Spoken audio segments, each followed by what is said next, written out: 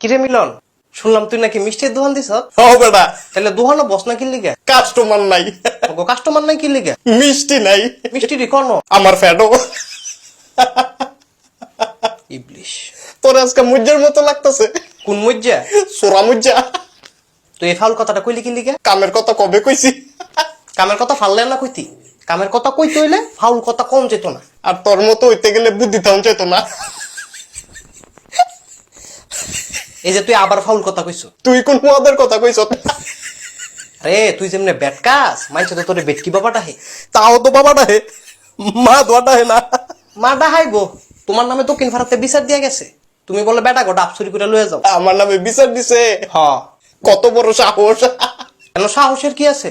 বেটা গো ডাব চুরি করবা, বেটারা বিচার দিত না? কই তো কত মুরগা চুরি করছি, তোরা দি বিচার দিলি না। তুই আমাকে মুরগা চুরি করছ? ও বেটা, 4টা মুরগা। আরে তোর কি লজ্জা শরম নাই? ও আছে তো, ওই আমি তো দেখি না। আমিও তো দেখি না।